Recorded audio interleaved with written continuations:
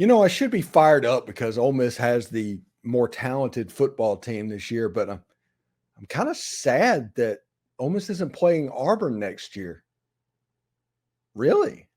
It's the Locked On Ole Miss podcast. You are Locked On Ole Miss, your daily podcast on the Ole Miss Rebels, part of the Locked On Podcast Network, your team every day.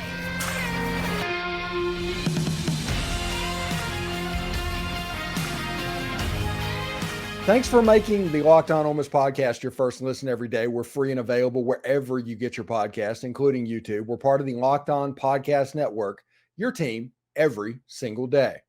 The Rebels play the Auburn Tigers on Saturday at 6 o'clock Central Time. It's your chance to listen to David Kellum and the Rebels' hometown crew as Ole Miss looks to continue their run. Catch every play of the Rebels' home team broadcast with SiriusXM on channel 191 or on the SXM app searching Ole Miss Rebels. Hello, I'm Stephen Willis, and this is the Locked On Ole Miss podcast. I hope everybody is having a fantastic Friday. This episode is brought to you by FanDuel Sportsbook. It's official sportsbook of Locked On. You can make every moment more. Right now, new customers can bet $5 and get $200 back in bonus bets, guaranteed. Visit FanDuel.com/LockedOn to get started. All right. This is the Why Ole Miss is Going to Win episode of the podcast, and I thank everybody for tuning in. The three things that we're going to focus on today: Jaxson Dart will be the best player on the field. Whenever he steps out there and does that, he looks like he is going to be the dude out there. I mean, who has a chance to be a better-looking player in the game one way or another? I think Jaxson Dart is heads and shoulders above everybody else. Ole Miss is going to play a boring brand of football that doesn't give juice to the stripe out crowd, okay? That means no turnovers, no going for it on fourth down. Really simple old man football Ole Miss is going to play because that will help them in the overall ambiance of the game. And three, I think Zakhari Franklin is going to have a breakout performance. Really, really important, impressive stuff. We're going to put his stats up there, and you're going to be like, hey, Steve, why do you think that? I'll let you know what's going on there as well. And I will give my prediction for the game as well. Now, Jaxson Dart has a chance to be just an unbelievable quarterback. He is probably the second best quarterback in the conference. You could argue with Carson Beck, but Jaxson Dart is probably a little bit higher than Carson Beck to me. But I'm biased. Jaxson Dart's 107, 167, 1,638 yards, 12 touchdowns, and 2 interceptions. The one thing that Jaxson Dart has done better than any other year is just not put the ball at risk. He's had one, oh-no throw this whole season through 6 games. One of the interceptions was a play that Dayton Wade slipped on against Tulane. So you have an absolute trust in Jaxson Dart on playing quarterback for the Ole Miss Rebels. Ole Miss can use that. They can make this look like a situation that's just, it's safe. It's snug. It's secure. Ole Miss has a chance to have this game be a warm blanket type feel. Ole Miss needs to do the things that helps them out. Now, whenever you go for it and do all that stuff on fourth down, and we're going to talk about that in the second segment, it's kind of taking that warm blanket off, and you're trying to high risk, high reward type stuff. Just play the numbers this game, and you should be all right, depending on how well the defense plays, which I think the defense will play pretty well. Now, one of the advantages Ole Miss has is in this game, because I talked about the whole roster being more talented, is Ulysses Bentley the fourth. Ulysses Bentley the fourth is a backup running back with only 37 carries on the year. He's got 275 yards, 3 touchdowns, and has gotten near 100 yards in both of his last 2 games. Major play. The one thing that I noticed at the end of the LSU game, because that's when it really stuck out, was that they moved him into space and hit him with quick screens and just dared people to try and stop him. And they were unable to make those tackles. And he did the same thing against Arkansas a week later. Look for him to do it again against Auburn.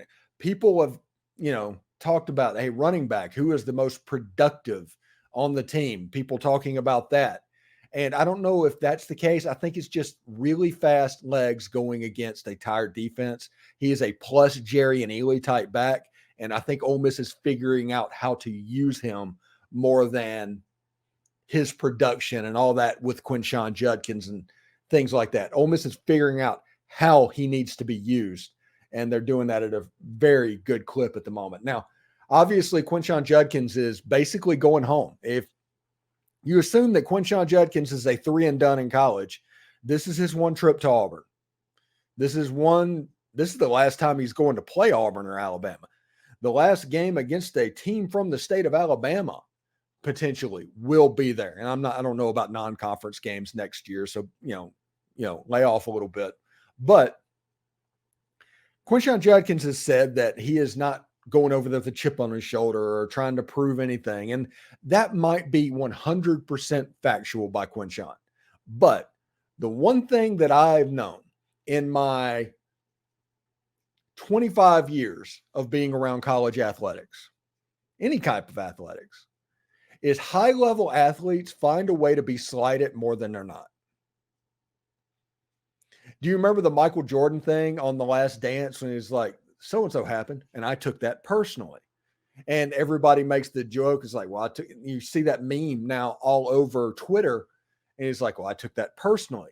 Well, that is because these high-level athletes look for anything to motivate themselves. Going home to Auburn, 55 miles away from his house, against a team that didn't really recruit him, or at least kind of fumbled that recruitment, I'm assuming there's going to be some motivation. And when you take into the account that Lane Kiffin shut down practice access to the media, now they didn't have much access to begin with, okay? So we're talking valedictorian and summer school levels of shutting down practice access. But practice access got shut down. No, they couldn't see anything Tuesday. Now, why is that? Well, that is probably because somebody's out there that didn't want them to see or something like that. They're trying to play a game and control the message getting out of the program. Ole Miss drives people crazy by controlling the message out of their program. Like with an iron fist, they control that message. They don't like that message to be messed with at all. Even if you have a different opinion, they don't want you to have it because they are so locked down at the moment. This is basically Alabama 2.0 with Lane Kiffin. So we know that them doing that, this means something to somebody. Maybe it means something to Quinshon. Maybe those guys are really focused and they don't want the media to see that they're really focused. Maybe Jordan Watkins was out there catching footballs, and we were all wrong about that. Maybe Trey Harris and Zachary Franklin all of a sudden look right because every time that they've come out on Tuesday day, it's like, well, Zachary Franklin's limping. Maybe they want that narrative to continue. I do not know. All I'm saying is that Ole Miss has the more talented team in this football game. That the coaching staff is doing something a little bit different than they normally do. And I'm not 100% sure why. Now, I'm sure that Auburn's going to be jacked up in this game and Jordan-Hare Stadium is going to be crazy loud and all of that stuff. And you're going to get Auburn's absolute best punch. After losing to A&M, Georgia, and LSU, they're going to get their best punch to get right. Because if Auburn can win this game, they go into 4 increasingly winnable games after this. And you could look up an Auburn's 8-4 and in a bowl game. They're like playing in the Duke's Mayo Bowl with a win Saturday over Ole Miss. If they lose this game, it's kind of Birmingham Liberty. It's a tier thing. I think it's important for Auburn to make a bowl. So if this game gets squirrely and it doesn't look like you're going to win, it's going to be important for Auburn to not do what Lane Kiffin did against Arkansas a year ago. Don't put good money in after bad. Win those 4 games and get ready for a bowl game. And then you have a 4-game winning streak potentially with Alabama in town. Can you imagine Jordan Hare with that happening?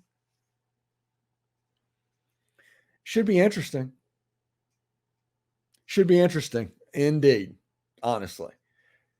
Today's episode is brought to you by BetterHelp. Getting out of the Navy was difficult for me. It was hard. It was one of those things to where am I doing the right thing? How is my wife going to deal with this? Because over there, I was living in Italy, and the only person I really had to talk to was my wife, who was kind of going through the same problem I was. There was no one that I could bounce ideas off of. Do I get out of the military? Do I not?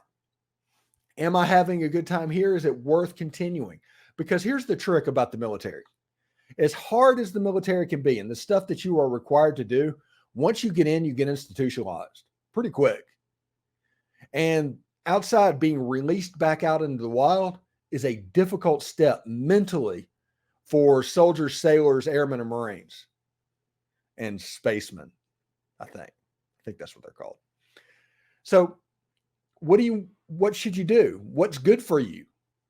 Can you do it? If you're thinking about starting therapy, give BetterHelp a try. It's entirely online, designed to be convenient, flexible, and suited to your schedule. Just fill out a brief questionnaire and get matched with a licensed therapist and switch therapists at any time for no additional charge. It's important that you trust the person you're talking to. That's a really cool feature. Make your brain your friend with BetterHelp. Visit betterhelp.com/lockedoncollege today to get 10% off your first month. That's BetterHelp, HELP.com/lockedoncollege. Snap into the NFL this season with FanDuel. It's America's #1 sports book. Right now, new customers get $200 back in bonus bets, guaranteed when you place a $5 bet. That's $200 in bonus bets, win or lose. If you've been thinking about joining FanDuel, there's no better time to get in on the action. The app is super easy to use, and there's a wide range of betting options, including spreads and player props and over-unders and more. Right now, Ole Miss is a 6.5-point favorite at the Auburn Tigers, and the over-under currently is at 54.5 points. If either one of those numbers kind of suits your fancy, check out FanDuel. So visit FanDuel.com/lockedon and kick off the NBA or the NFL season.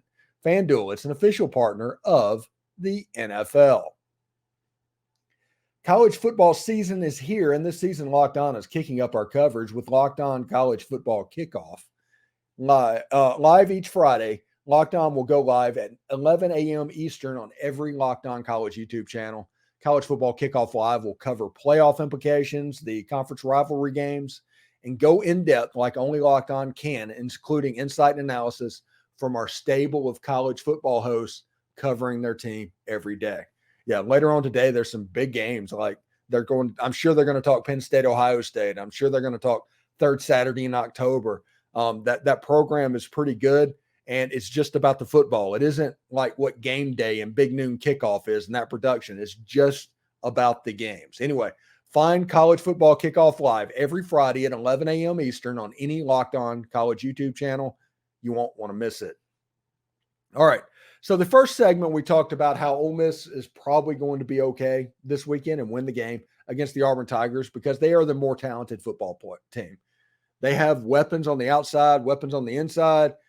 This team should be pretty good. Now, we will be remiss if we're not talking about Jake Thornton, who would have an idea of what's going on in the Ole Miss offense and all of the things like that. It hasn't changed that much. I'm sure Ole Miss is taking precautions for that situation. Now, if you look at this again, these are the why Ole Miss wins. I think Ole Miss plays a boring brand of football against Auburn and doesn't give juice to that stripe out crowd. And that's kind of important to think about. You're dealing with an Auburn team that against LSU was completely devoid of confidence. They just weren't there. I mean, some people will say they just quit. I don't think they quit. I just think there was no confidence. They don't think that what they're doing is worthwhile and can lead to a positive result. We've seen this whenever a team gets in their head that their coach is getting fired. Remember the Louisiana Tech game, the year the Houston Nutt got fired. Everybody knew the score. The players knew the score, everything that was going on.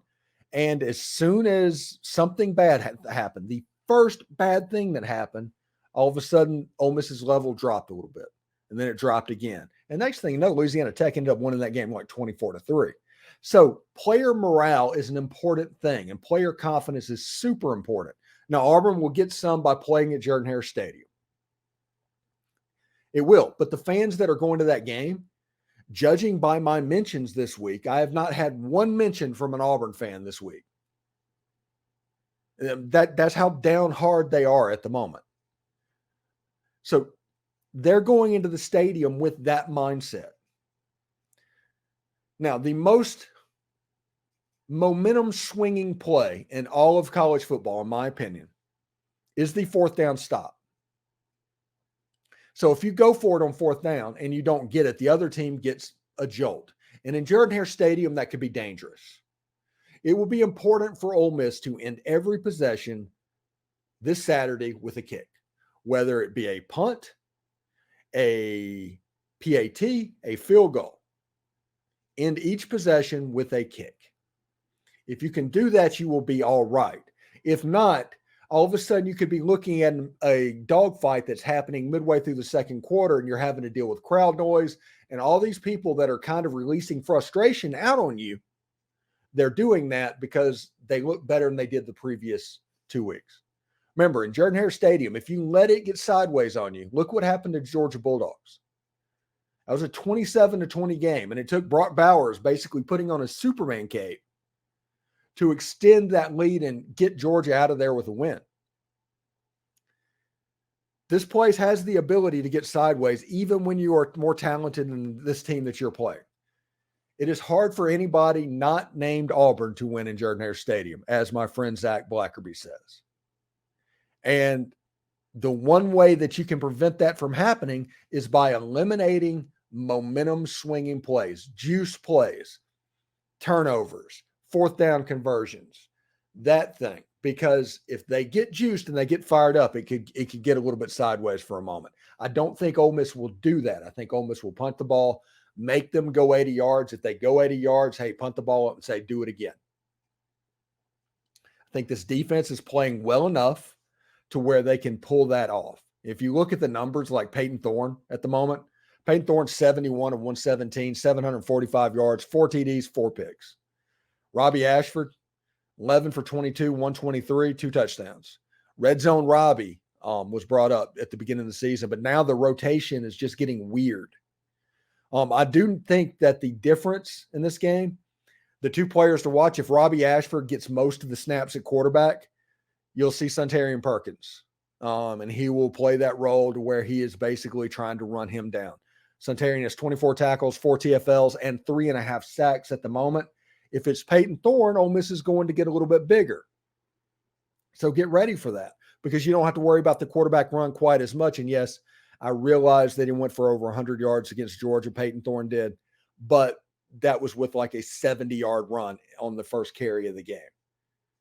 So one interesting situation there. Should be pretty cool and do. I'm pretty fired up to go. Ole Miss should win this game. There is absolutely no doubt about it. Ole Miss should win this game. Will they? And it's college football. Anybody's guess.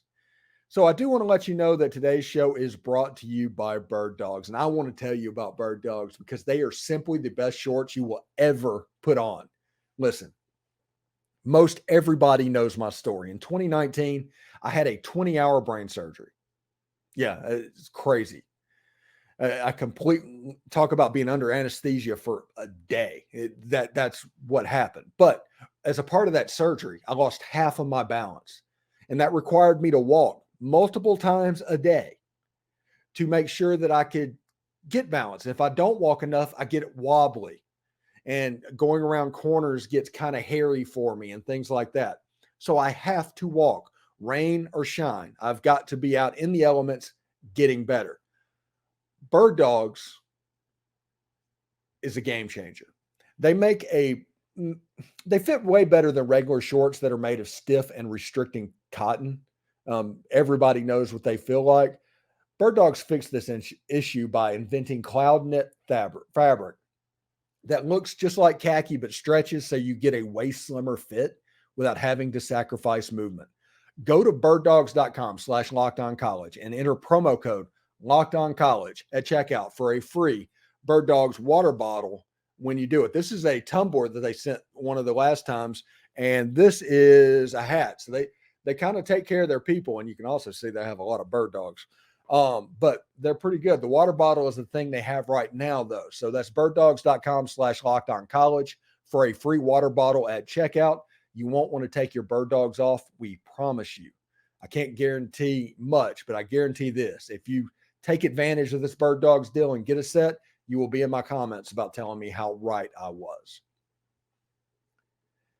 The Rebels play the Auburn Tigers Saturday night at 6 o'clock. It's a chance to listen to David Kellum and the Rebels hometown crew. I'm sure Auburn has their dude as well. But you can catch every play of the Rebels home team broadcast with SiriusXM on channel 191. Just search the SXM app, searching Ole Miss Rebels. So we talked in the first segment about how Ole Miss has a better team than Auburn does. They just do. A little tickle in my throat. And we talked in the second segment about how Ole Miss needs to kind of play boring at Auburn. Don't give them any reason to get amped up, the crowd. Just kind of smother them, suffocate them, and just machine-like take care of business. Now, this third segment that we're going to get into is I think this might be the game that Zakhari Franklin has his breakout performance. And everybody's going to be like, okay, Steve, what makes you think that? Zakhari Franklin has 2 catches, 23 yards, and no touchdowns. And that is absolutely the truth. And when you have a player that hasn't touched the ball as much as he has, Zakhari Franklin came to Ole Miss as the NCAA leader in active touchdown receptions. Heck, he might still be. I don't know that exact number, but I'm just going to assume that he's fairly high on that list right now. But Dayton Wade's the combination of Jordan Watkins playing at an elite level, Dayton Wade playing over his head, and Zakhari Franklin coming to Ole Miss needing surgery has kind of made this a slow go for Zakhari in Ole Miss's scheme. And Dayton Wade has essentially stolen reps. Now, Zakhari Franklin's played against Alabama and LSU. He did not play against Arkansas. But I'm expecting Zakhari to play against Auburn. And Dayton Wade has taken reps, essentially, away from Zakhari Franklin. Even though Zakhari's not 100% healthy, him being on the field shows how good he is, okay? Zakhari at not 100% shows how good he is just by being on the field. So we'll see exactly what happens with Zakhari against Auburn. I think he's going to break out a little bit, but you have him and you have Trey Harris, who I'm expecting to play as well, Caden Priestcorn, Ulysses Bentley, Quinshon Judkins, Dayton Wade. There's a lot of players that are ready to excel on the plains at Auburn. And there's weapons that Ole Miss can utilize over and over and over again. Ole Miss needs to play boring, utilize those weapons, get them the ball in space. Get Trey Harris the ball quickly. Get Ulysses Bentley the fourth the ball quickly. Get Zakhari Franklin the ball quickly, and you will probably be all right. You don't have to throw the ball 20 air yards downfield every single time. Caden Priestcorn on third down is probably going to be a pretty big deal as well. We'll see exactly what happens there. Auburn might have Austin Keys back, the former Ole Miss transfer, who at the beginning of the season was starting. I imagine he's going to be amped up for that game. So it'll be interesting to see exactly how Ole Miss handles that situation as well. Now, we look at predictions of this game. And I am expecting Ole Miss to win this game, but I'm going to give you 2 predictions. One is my super overly homerish prediction. This is the one I gave the War Report, where everything that Ole Miss can do goes right and everything that Auburn can do goes wrong, okay? Like the absolute perfect blue sky day for Ole Miss football.